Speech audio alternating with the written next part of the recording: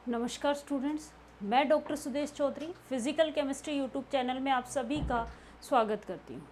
हम लोग BSc third year की स्पेक्ट्रोस्कोपी स्टडी कर रहे थे जो यूनिट 3 है।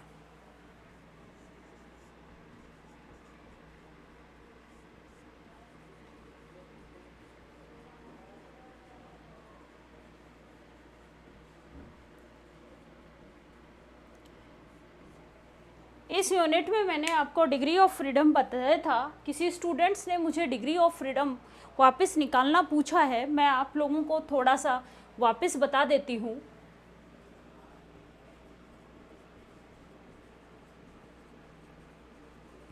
क्या डेफिनेशन बताई थी डिग्री ऑफ फ्रीडम की आप लोगों को कि किसी भी मॉलिक्यूल में प्रेजेंट पार्टिकल्स या एटम की 3D के अंदर नंबर पोजीशंस को डिफाइन करने के लिए रिक्वायर्ड नंबर ऑफ कोऑर्डिनेट्स क्या कहलाते हैं, उसके डिग्री ऑफ फ्रीडम कहलाते हैं।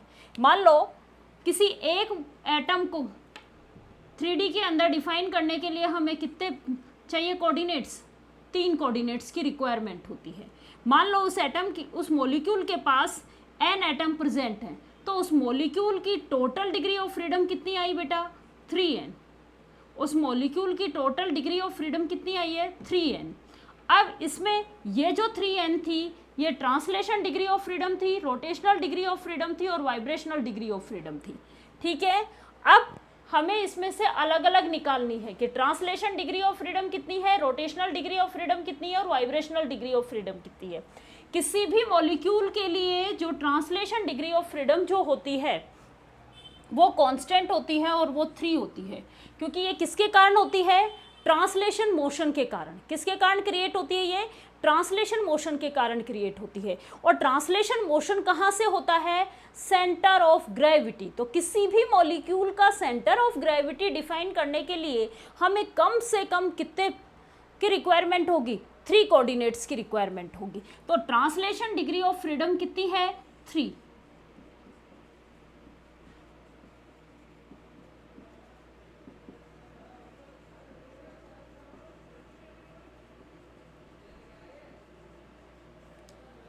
उसके बाद रिमेनिंग कितना बचा बेटा, 3n माइनस 3। ये कौन कौन सी बची, रोटेशनल डिग्री ऑफ फ्रीडम,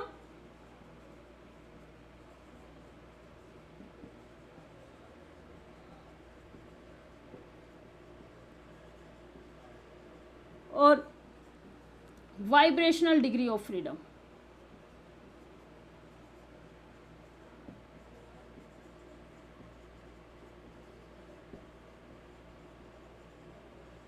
अब देखो, आपका जो मॉलिक्यूल है वो 2 तरीके का हो सकता है, लीनियर मॉलिक्यूल भी हो सकता है और नॉन लीनियर मॉलिक्यूल भी हो सकता है।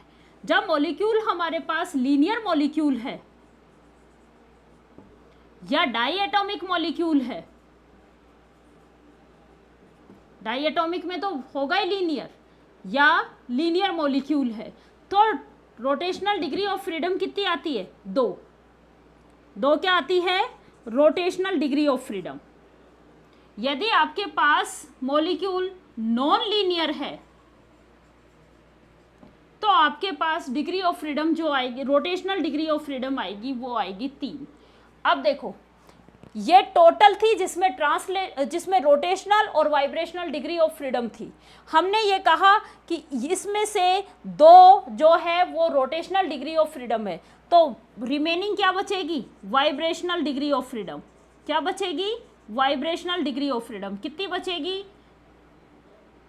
3n माइनस 3 थी, उसमें से मैं रोटेशनल, भाई ये थी रोटेशनल और वाइब्रेशनल, उसमें से मैं रोटेशनल को कम कर दूंगी, तो क्या बचेगा मेरे पास, केवल वाइब्रेशनल। क्या फॉर्मूला आया, 3n माइनस 5।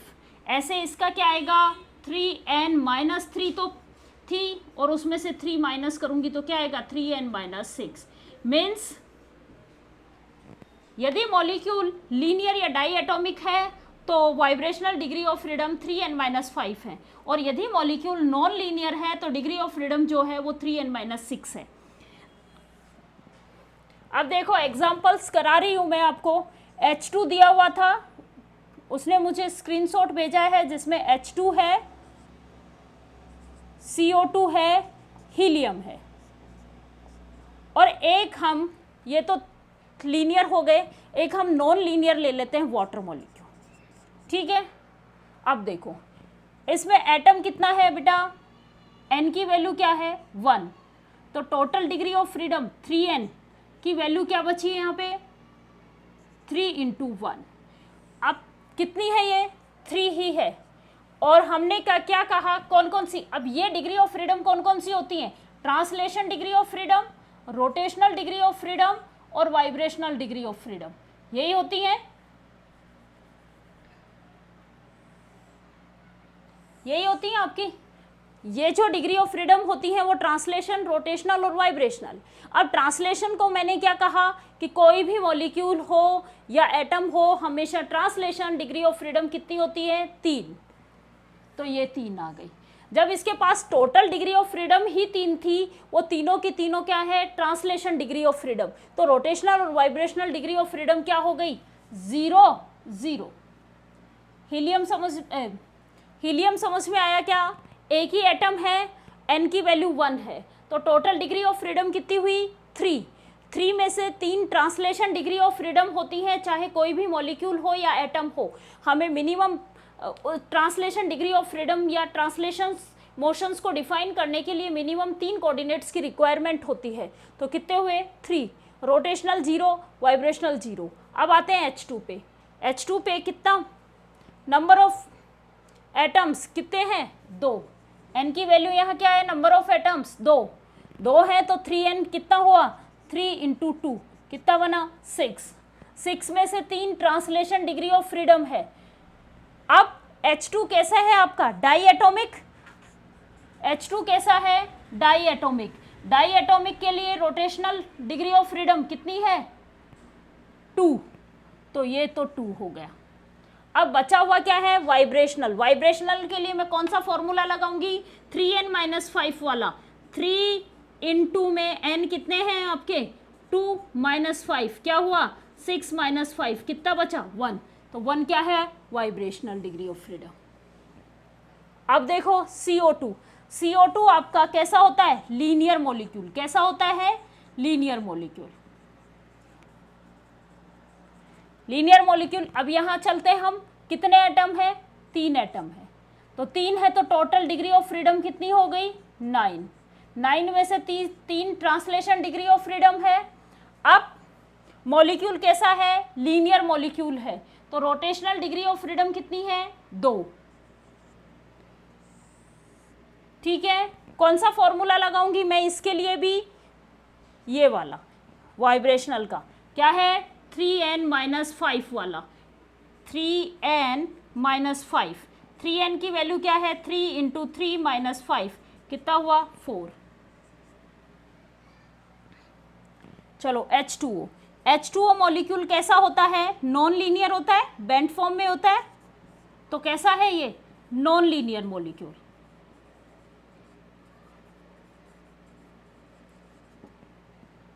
टोटल कितने एटम है 3 है, तो वही टोटल डिग्री ऑफ फ्रीडम तो कितनी है 9 में 3 ट्रांसलेशन डिग्री ऑफ फ्रीडम है। अब देखो इधर आओ, कौन सा मॉलिक्यूल है नॉन लीनियर मॉलिक्यूल है, नॉन लीनियर है तो कहाँ पे जाएंगे यहाँ पे रोटेशनल डिग्री ऑफ फ्रीडम कितनी है 3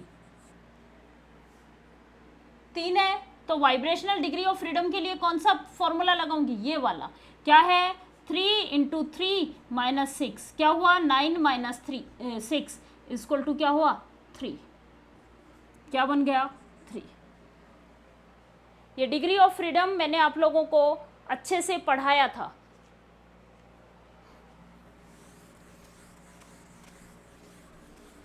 आप और एग्जाम्पल कीजिए, जिस एग्जाम्पल्स में आपको प्रॉब्लम्स हैं वो मुझे कमेंट करके बताइए ताकि मैं आप लोगों की प्रॉब्लम्स को सोल्व कर सकूं।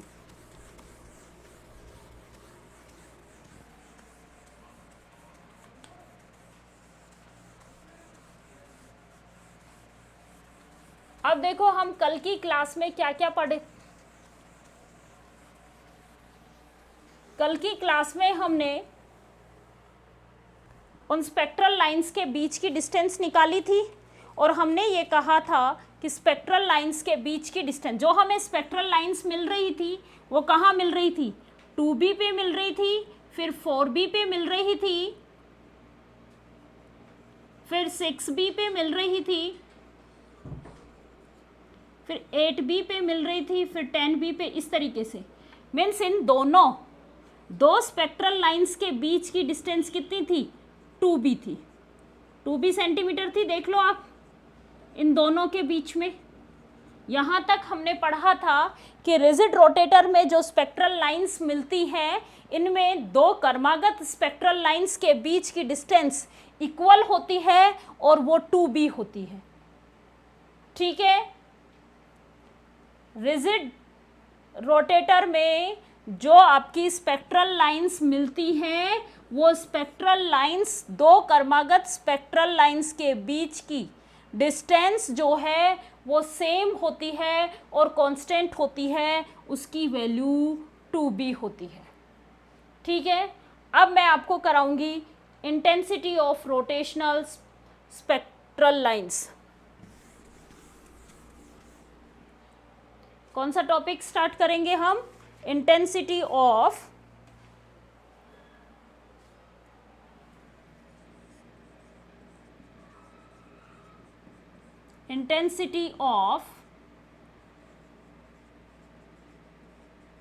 Rotational spectral lines.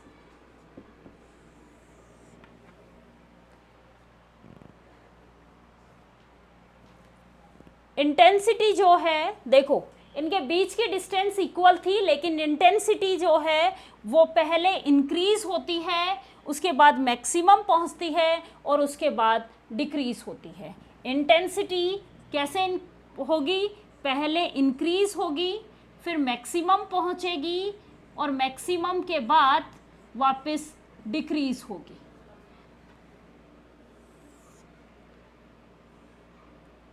ये रही, इंक्रीज होती जा रही है, ये मैक्सिमम पहुंच गया, उसके बाद ये वापस डिक्रीज होना शुरू हो जाती है। मीन्स आपका जो इंटेंसिटी ग्राफ जो आता है वो कुछ इस तरीके से आता है, किसके बीच में, जे इंटेंस, ये तो क्या है जे की वैल्यू और ये क्या है इंटेंसिटी। यदि मैं इंटेंसिटी, स्पेक्ट्रल लाइन की इंटेंसिटी और जे के बीच में ग्राफ खींचती हूँ तो मुझे जो ग्राफ मिलता है वो कुछ इस तरीके से मिलता है।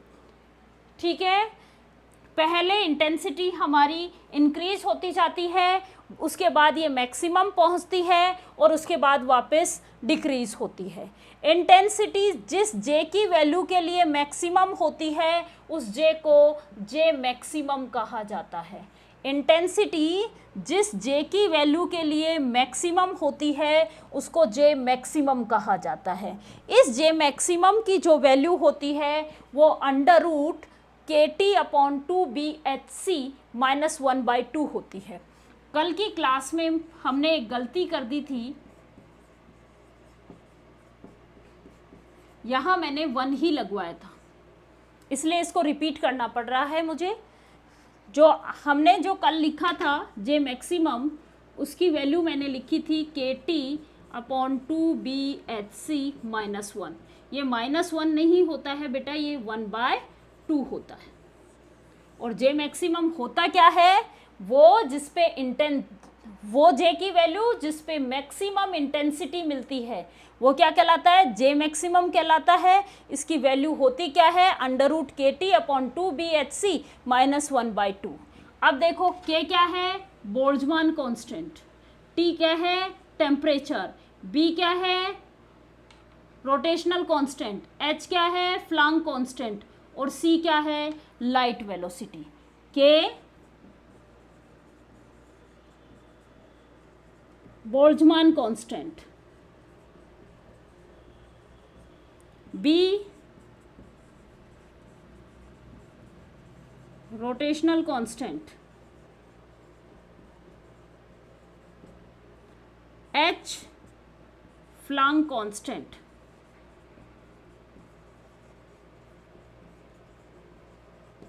और सी लाइट वेलोसिटी।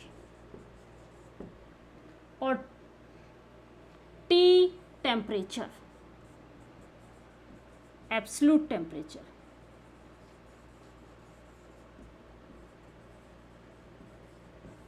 ये इसके सारे सिंबल हैं। अब ये जो इंटेंसिटी है वो किस बात पे डिपेंड करेगी? नंबर ऑफ मॉलिक्यूल्स पे। किस बात पे डिपेंड करेगी? नंबर ऑफ मॉलिक्यूल्स पे, कि हायर एनर्जी लेवल्स पे कितने नंबर ऑफ मॉलिक्यूल्स हैं जिसमें वो वहाँ तक ट्रांजिशंस हो सके। जैसे जैसे नंबर ऑफ मॉलिक्यूल्स बढ़ते जाएंगे वैसे वैसे इंटेंसिटी क्या होगी? बढ़ती जाएगी। लेकिन एक मैक्सिमम जे की वैल्यू के बाद पहुंचने के बाद, मीन्स जो हायर जे पे पहुंचने के बाद नंबर ऑफ मॉलिक्यूल्स क्या होंगे? डिक्रीज होना शुरू हो जाएंगे और उसके बाद इंटेंसिटी भी क्या होगी? डिक्रीज होना शुरू हो जाएगी। ये जो मॉलिक्यूल्स का नंबर ऑफ मॉलिक्यूल्स निकाला गया है जिसको पॉपुलेशंस कहा गया है, ये एक डिस्ट्रीब्यूशन लॉ है, मैक्सवेल बोल्ट्जमान डिस्ट्रीब्यूशन लॉ। तो उसी डिस्ट्रीब्यूशन लॉ का यूज़ करते हुए जे मैक्सिमम निकाला गया है। उस डिस्ट्रीब्यूशन लॉ का यूज़ करते हुए क्या निकाला गया? जे की वैल्यू निकाली गई, जे मैक्सिमम निकाला गया। वो डिस्ट्रीब्यूशन लॉ क्या कहता है, अब हम वो पढ़ेंगे।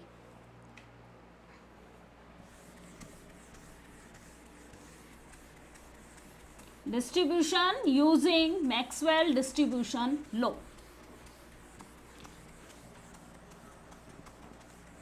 मैक्सवेल बोल्ट्जमान मैक्सवेल दो साइंटिस्ट थे अलग अलग। उन्होंने एनर्जी लेवल्स के ऊपर मॉलिक्यूल्स की नंबर ऑफ मॉलिक्यूल्स के लिए एक फॉर्मूला दिया था NJ/N0। ये होता है e⁻⁻⁰ ये फॉर्मूला दिया था किसके according? Distribution Maxwell Boltzmann distribution, Maxwell Boltzmann distribution law के अकॉर्डिंग।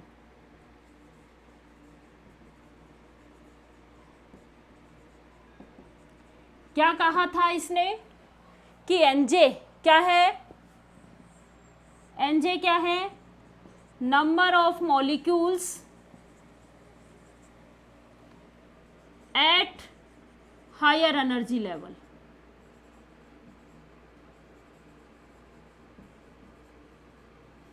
अब ये भी समझ गए होंगे N0 क्या है आपका?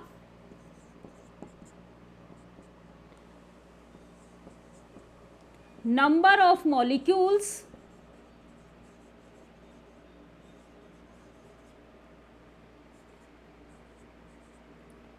At lower energy levels. दो एनर्जी लेवल्स के बीच नंबर ऑफ मॉलिक्यूल्स या पॉपुलेशंस को किस हिसाब से डिस्ट्रीब्यूट किया? उन्होंने एक फॉर्मूला लिखा, उनका जो रेशियो आता है वो क्या आता है? e⁻⁻⁰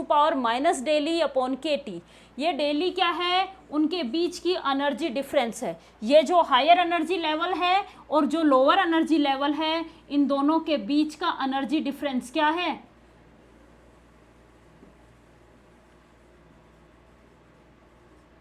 डेल ई है। इसी लॉ को यूज करते हुए अब हम निकालेंगे जे मैक्सिमम की वैल्यू। कैसे निकालेंगे? ये क्या कहता है कि एनजे जो है number of molecules at J energy levels, ये डायरेक्टली प्रोपोर्शनल होता है e⁻⁻⁰ इस इक्वेशंस के अकॉर्डिंग, इस मैक्सवेल बोल्ट्जमान डिस्ट्रीब्यूशन लॉ के according NJ higher energy levels पे नंबर ऑफ मॉलिक्यूल्स किसके डायरेक्टली प्रोपोर्शनल होंगे? e⁻⁻⁰ ईजे क्या है? उसके ऊपर एनर्जी लेवल है। इस इक्वेशंस को नंबर दे दो 1। उसके बाद ये कहा कि ये जो रोटेशनल एनर्जी लेवल्स हैं ये डीजनरेट रहते हैं। क्या रहते हैं? डीजनरेट रहते हैं। तो इसका मतलब जो इंटेंसिटी है वो उस डीजनरेसी फैक्टर के ऊपर भी डिपेंड करेगी, जिसको GJ से डिनोट किया है। GJ क्या है? डीजनरेसी फैक्टर्स है। ये जो रोटेशनल एनर्जी लेवल्स हैं ये डिजनरेट रहते हैं। डिजनरेट होंगे, डिजनरेट का मतलब है कि एक ही एनर्जी लेवल्स पे डिफरेंट जो एनर्जी है वो सेम होना। डिजनरेसी का मतलब क्या है? सेम एनर्जी लेवल्स के ऊपर जो एनर्जी है वो सेम एनर्जी होना। ठीक है, क्योंकि 3D में जब हम बात करेंगे तो वैल्यूज़ nx, ny और nz तीनों वैल्यूज चेंज होंगी, वैसे ही jx, jy और jz ये वैल्यूज़ चेंज होती हैं, तो इनकी एनर्जी जो है वो सेम एनर्जी में कन्वर्ट हो जाती है, तो उसको क्या कहते हैं? डिजनरेसी। डिजनरेसी का मतलब है एक ही एनर्जी लेवल्स पे सेम टाइप की बहुत सारी एनर्जीज का होना क्या कहलाती है? डिजनरेसी कहलाती है। ठीक है, तो रोटेशनल एनर्जी लेवल्स जो हैं वो डिजनरेट रहते हैं। डिजनरेट रहेंगे तो जो डिजनरेसी फैक्टर है वो भी इंटेंसिटी के डायरेक्टली प्रोपोर्शनल होता है। ये जी जे जो होता है वो होता है 2j+1। इस जी जे ये क्या है? इंटेंसिटी फैक्टर, और इसकी वैल्यू होती है 2j+1। तो यदि आपसे कहा जाए कि इंटेंसिटी जो होती है मॉलिक्यूल्स की,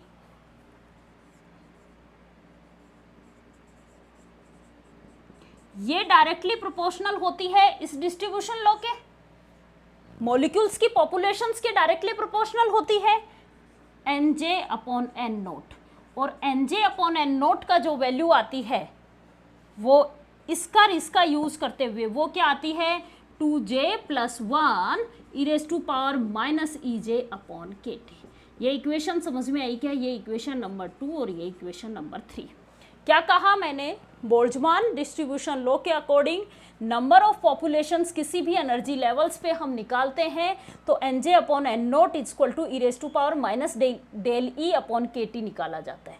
ये जो नंबर ऑफ पॉपुलेशंस हैं ये डायरेक्टली प्रोपोर्शनल होती है इंटेंसिटी के, स्पेक्ट्रल लाइन की इंटेंसिटी के डायरेक्टली प्रोपोर्शनल होती है। जब डायरेक्टली प्रोपोर्शनल होगी तो हम, एक तो ये हो गया, फिर उसके बाद ये बताया कि ये जो रोटेशनल स्पेक्ट्रा जो होते हैं, रोटेशनल एनर्जी लेवल्स होते हैं वो डिजनरेट होते हैं। डिजनरेट होते हैं तो इनकी जो इंटेंसिटी जो है वो इस डिजनरेसी फैक्टर के भी डायरेक्टली प्रोपोर्शनल होती है। तो क्या हुआ? जीजे। तो Nj/n0 की जो वैल्यू आती है वो आती है 2j+1 e⁻⁻ej/kt। अब Ej जूल में है, हम जो भी काम कर रहे हैं वो सेंटीमीटर में कर रहे हैं। Ej हमारा क्या होता था? E⁻j सेंटीमीटर में निकाला था आपने, याद करो। हमने कहा था E रोटेशन J निकालेंगे तो हम क्या करेंगे? E रोटेशन/hc, ये क्या था? अब मुझे किसकी वैल्यू निकालनी है? इसकी वैल्यू निकालनी है। ये है मेरे पास, क्योंकि इसकी जगह Ej यही है, यही मतलब है, तो मैं इसको यहाँ ले जाऊँ, क्या होगा? hc E⁻ रोटेशन किसके इक्वल होगा? E रोटेशन के। ये वैल्यू मैं यहाँ पुट कर दूँ तो मेरा जो इंटेंसिटी आएगी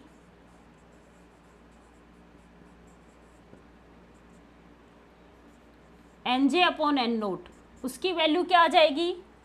2j+1 e⁻, क्या रखूँ मैं? Ej/hc/kt। ये इक्वेशन नंबर 4 है। ये है इंटेंसिटी की इक्वेशंस।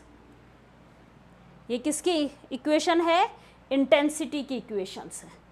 यदि इस इंटेंसिटी की इक्वेशंस का, यदि मैं इसका डिफरेंट जे मैक्सिमम निकालना हो तो मुझे इसका जे के रेस्पेक्ट में, इस Nj का जे के रेस्पेक्ट में जो मैं डिफरेंशियल करती हूँ उसकी वैल्यू मैं जे 0 के इक्वल रख दूँगी। यदि मुझे जे मैक्सिमम देखना है, क्या देखना है? J maximum. तो ये जो आपकी इक्वेशन नंबर 4 आई है, इसका मैं किसके रेस्पेक्ट में डिफरेंशियल करूं? जे के रेस्पेक्ट में डिफरेंशियल करूं, किसका? Nj का। तो क्या आएगा? dNj/dj। क्या आएगा? d/dj। और ये जो इक्वेशन है ये एज इट इज आएगी, क्योंकि यहाँ पे भी जे है, ई बार जे, यहाँ पे भी जे है, इसलिए आप इसको, कोई भी कांस्टेंट नहीं है यहाँ पे, तो क्या आएगा 2j + 1 E raise to power minus E J bar J C upon K T. और ये वैल्यू मैं किसके इक्वल रख दूंगी, 0 के इक्वल। किसके इक्वल रख दूंगी, 0 के इक्वल। इस इक्वेशंस को जब सोल्व किया था तो जे मैक्सिमम की जो वैल्यू आई थी, इस इक्वेशंस को जब सोल्व किया तो जे मैक्सिमम की जो वैल्यू आई थी वो क्या थी, √KT अपॉन 2BHC -1/2 क्या आई। इस इक्वेशंस को जब हम सोल्व करते हैं तो जे मैक्सिमम की वैल्यू आई। भाई ये क्या किया था हमने, जे मैक्सिमम को निकालने के लिए क्या किया, जे मैक्सिमम को निकालने के लिए इस इक्वेशंस को मैंने क्या किया, कर दिया जे के रेस्पेक्ट में डिफरेंशियल किया, और वो जो डिफरेंशियल आया उसको किसके इक्वल रख दिया, 0 के इक्वल रख दिया। तो यहाँ से जे मैक्सिमम की वैल्यू निकल के आ गई। और ये जे मैक्सिमम की, अब आपको इस इक्वेशंस के बाद ये यहाँ डायरेक्ट याद रखना है, इसका डिफरेंशियल नहीं दिया हुआ है आपको कि आप इसको सोल्व करो, वो बहुत बड़ा लेंथी हो जाएगा आपको। तो यहाँ से डायरेक्ट याद करना है कि इसका सॉल्यूशन जो आया था जे मैक्सिमम, वो आया था √KT अपॉन 2BHC -1/2। देख लेना यहाँ पे 1/2 है, ये ज़रूर याद रखना। पिछली क्लास में अपने से जो मिस्टेक हुई थी वो आप मत करना। ये आ गया था जे मैक्सिमम। इसके लिए 298 केल्विन टेम्परेचर पे किसका, CO का जे मैक्सिमम फाइंड आउट किया। भाई अपने पास B की वैल्यू होती है, B क्या है हमारी, रोटेशनल कांस्टेंट। कहाँ से निकालोगे आप कांस्टेंट की वैल्यू, जो उनकी स्पेक्ट्रल लाइंस के बीच की जो डिस्टेंस दी हुई है वो क्या होती है, वो निकाल लो हम, वो किसके इक्वल होगी, 2B के। तो ये B की वैल्यू निकाल ली। भाई ये जो स्पेक्ट्रल लाइंस आपके पास आएंगी, इन स्पेक्ट्रल लाइंस के बीच की डिस्टेंस आप निकाल सकते हो, निकाल ली, वो किसके इक्वल हुई, 2B की। तो हम B की वैल्यू निकाल लेंगे, B हम निकाल लेंगे, H फ्लांग कांस्टेंट होता है हमें पता होता है, C वेलोसिटी होती है, लाइट वेलोसिटी हमें पता होती है, टेम्परेचर 298 केल्विन टेम्परेचर है कि बोल्ट्जमान कांस्टेंट होता है, इसकी वैल्यू भी हमें पता होती है। तो हम किसकी वैल्यू फाइंड आउट कर सकते हैं, जे मैक्सिमम की। जब ये 298 केल्विन टेम्परेचर पे CO की जे मैक्सिमम की वैल्यू फाइंड आउट की तो वो 7 आई, और ग्राफ जो मिला हमें वो कुछ इस तरीके से ग्राफ मिला। ये इंटेंसिटी ऑफ स्पेक्ट्रल लाइंस, और ये जे क्या हुआ, कुछ इस तरीके से मिला। ये क्या है, मैक्सिमम जे मैक्सिमम। CO के लिए इसकी वैल्यू कितनी थी, 7। देखो हमने पढ़ा बोल्ट्जमान मैक्सवेल डिस्ट्रीब्यूशन लॉ। ये क्या कहता है मैक्सवेल डिस्ट्रीब्यूशन लॉ, कि जो मॉलिक्यूल्स, जो दो डिफरेंट एनर्जी लेवल्स पे मॉलिक्यूल्स का जो रेशो होता है वो ये होता है NJ अपॉन N0 किसके इक्वल होता है, e⁻⁻∆E अपॉन KT। ये जो इक्वेशंस बताई थी ये किसने बताई थी, मैक्सवेल बोल्ट्जमान ने, ठीक है। उसके बाद हमने ये कहा था कि जो भी इंटेंसिटी जो होती है वो नंबर ऑफ पॉपुलेशंस के ऊपर डिपेंड करती है, किसी भी एनर्जी लेवल्स के ऊपर।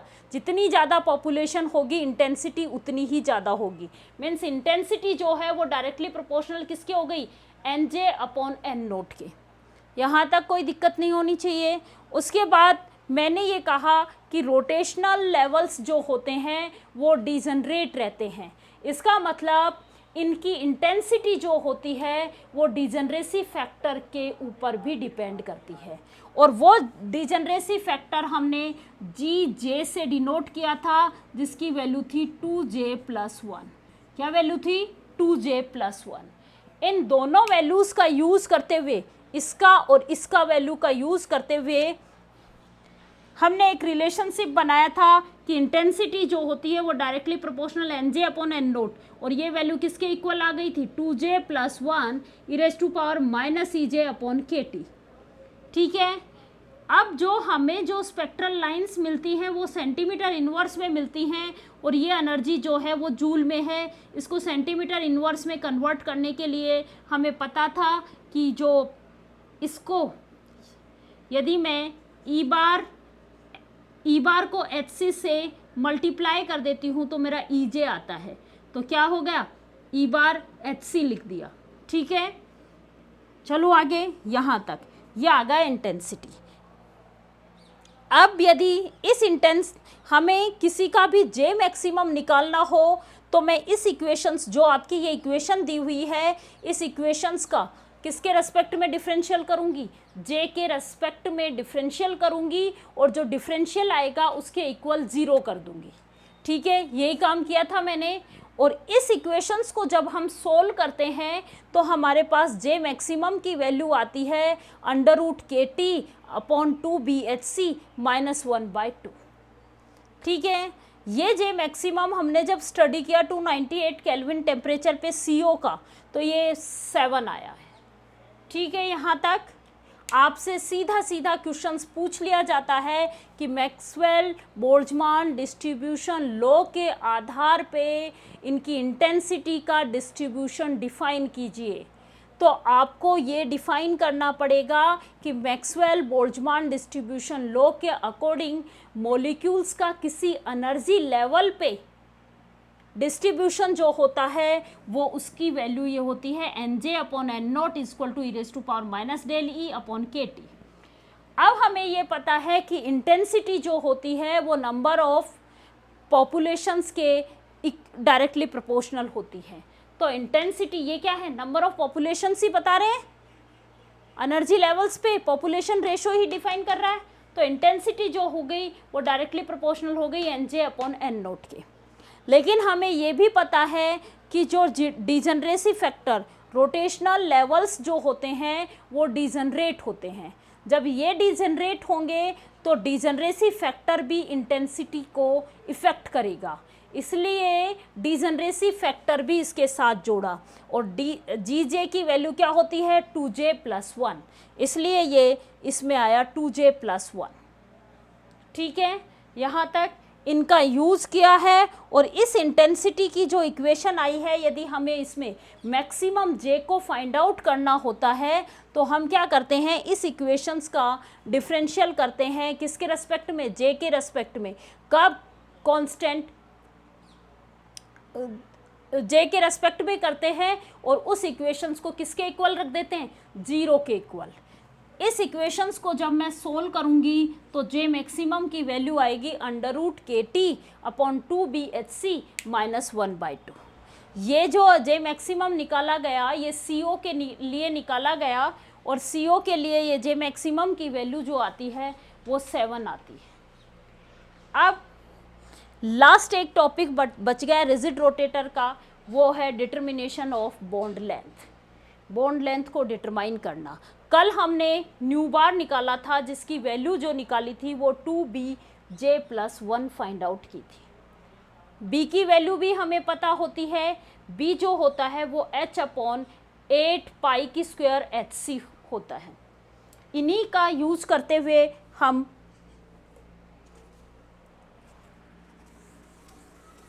लास्ट टॉपिक और करा देती हूँ, फिर कल हम नॉन रिजिड रोटेटर पढ़ेंगे। अब अभी तक हमने रिजिड रोटेटर की ही सारी चीज़ें पढ़ी थी, एनर्जी रिजिड रोटेटर की पढ़ी थी, ये जो स्पेक्ट्रल लाइंस पढ़ी थी वो रिजिड रोटेटर की पढ़ी थी, डिटर्मिनेशन ऑफ बॉन्ड लेंथ।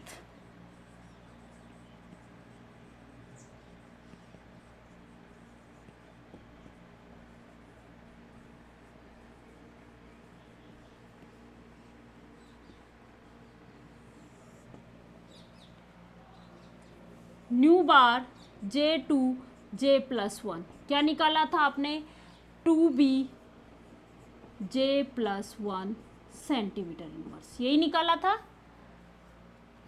यही निकाला था। ये हम इजीली स्पेक्ट्रल लाइन से निकाल सकते हैं, जब हम स्पेक्ट्रा लेते हैं हमें ये मिल जाता है। ठीक है, B की वैल्यू इस स्पेक्ट्रल लाइंस को यूज़ करते हुए हम किसकी वैल्यू निकाल सकते हैं, बी की वैल्यू फाइंड आउट कर सकते हैं। बी हमारा क्या होता है, h/8 पाई की स्क्वायर आई सी, यही होता है h/8 पाई की स्क्वायर आई सी। उस स्पेक्ट्रल लाइन से हम बी की वैल्यू फाइंड आउट कर सकते हैं। बी हमारा क्या होगा, h/8 पाई की स्क्वायर आई सी। आई क्या था, मोमेंट ऑफ इनर्शिया, याद करो मोमेंट ऑफ इनर्शिया है तो हम क्या होता है, न्यू आर स्क्वायर। ये वैल्यू मैं इसमें पुट करूं तो बी की वैल्यू मेरे पास क्या आ गई, h/2 पाई की स्क्वायर न्यू आर स्क्वायर सी। यही था, न्यू रिजिड मास था, आर बॉन्ड लेंथ, आर क्या थी आपकी, बॉन्ड लेंथ। निकाल लोगे आप आर की वैल्यू, मैं इस आर को इधर ले जाऊं, बी को इधर ले जाऊं, तो आर स्क्वायर क्या हुआ, h/8 पाई की स्क्वायर न्यू बी सी। किसकी वैल्यू निकालनी है मुझे, h की, r की, क्या होगा √h/8 पाई की square nu B C. Nu B हमें पता है, देखो अब h हमें पता है, फ्लांग कांस्टेंट 8 पाई की वैल्यू हमें पता होती है। न्यू किसी भी मॉलिक्यूल के लिए न्यू क्या था, m1 m2/m1 प्लस m2। उस मॉलिक्यूल्स में प्रेजेंट एटम्स के मास हमें पता होते हैं, वो वैल्यूज़ रख के हम न्यू की वैल्यू फाइंड आउट कर सकते हैं। तो न्यू हमने निकाल लिया, बी हम स्पेक्ट्रल लाइन से फाइंड आउट कर सकते हैं। मैंने कल ही बताया था कि दो स्पेक्ट्रल लाइन के बीच की डिस्टेंस कितनी होती है, 2b। जो हम स्पेक्ट्रा बनाते हैं उसमें इन दो स्पेक्ट्रल लाइंस के बीच की डिस्टेंस क्या होगी, 2b। यहाँ सेंटीमीटर लिखा हुआ आता है, सेंटीमीटर इनवर्स, तो इनके बीच की डिस्टेंस हमें पता चल गई, तो हम उस डिस्टेंस को किसके इक्वल रख देते हैं, 2b के इक्वल। तो b की वैल्यू यहाँ से आ जाती है डिस्टेंस अपॉन 2, मीन्स ये तो हमें कहाँ से फिर पता चली, स्पेक्ट्रा से। जब हम उसका स्पेक्ट्रा लेते हैं तो हमें पता चल गई b की वैल्यू। b की वैल्यू पता चल गई तो b का एक रिलेशन है हमारे पास, h/8 पाई की स्क्वायर आई सी। आई क्या है, मोमेंट ऑफ इनर्शिया, जिसकी वैल्यू होती है nu R square. Nu R square होगी तो ये वैल्यू मैं यहाँ पुट कर दूंगी, तो मेरे पास b की वैल्यू क्या बनी बेटा, h/8 पाई की स्क्वायर, आई की जगह क्या रखा मैंने, न्यू आर स्क्वायर सी। अब मुझे क्या निकालना है, ये r की वैल्यू निकालनी है। r की वैल्यू निकालनी है तो मैं यहाँ ले आई, क्या बना, h/8 पाई की square nu B C. r क्या आ गया, अंडर रूट करूँगी, ये स्क्वायर की वैल्यू है तो इसका अंडर रूट आएगा, क्या आएगा, h/8 पाई की स्क्वायर न्यू बी सी का अंडर रूट। ठीक है, न्यू क्या था मेरा, रिजिड मास, जिसकी वैल्यू क्या होती है, m1 m2/m1 प्लस m2। ठीक है, c लाइट वेलोसिटी है, b मैंने यहाँ से निकाल लिया, पाई मुझे पता होता है, h मुझे पता होता है। सारी वैल्यूज जब मुझे पता है तो मैं उस स्पेक्ट्रा की सहायता से क्या निकाल सकती हूँ, बॉन्ड लेंथ निकाल सकती हूँ। यहाँ तक हमारा रिजिड रोटेटर कंप्लीट हो गया। हमने देखो रिजिड रोटेटर में क्या पढ़ा था, सबसे पहले मूवमेंट ऑफ इनर्शिया निकाला था उसका, I = न्यू आर स्क्वायर। इस मोमेंट ऑफ इनर्शिया का यूज़ करते हुए हम, और L का यूज़ करते हुए, एंगुलर मोमेंटम का यूज़ करते हुए हमने क्या निकाल ली थी, इसकी E एनर्जी निकाल ली थी। ठीक है, उसके बाद एनर्जी डिफरेंस निकाले थे हमने, उसके बाद स्पेक्ट्रल लाइंस बनाई थी, स्पेक्ट्रल लाइंस के बाद स्पेक्ट्रल लाइंस के बीच का डिफरेंस बताया था मैंने आप लोगों को कि कितना होता है। उसके बाद हमने इंटेंसिटी पढ़ी थी, उसके बाद हमने इंटेंसिटी के बाद मैक्सवेल बोल्ट्जमान डिस्ट्रीब्यूशन लॉ को यूज़ करते हुए डिस्ट्रीब्यूशंस पढ़े थे इसके। उसके बाद हमने डिटर्मिनेशन ऑफ बॉन्ड लेंथ पढ़ी थी। यहाँ तक का आपका रिजिड रोटेटर कंप्लीट हो गया। आप लोग इसको स्टार्टिंग से रिजिड रोटेटर फर्स्ट पार्ट से लेके आज तक का पार्ट एक साथ देखो, उसमें जो प्रॉब्लम्स हैं वो आप लोग पूछो, आप कमेंट करके बताओ कि ये वाली चीज़ें हमें नहीं समझ में आ रही है, मैं उसको वापस डिस्क्राइब करूँगी। Thank you.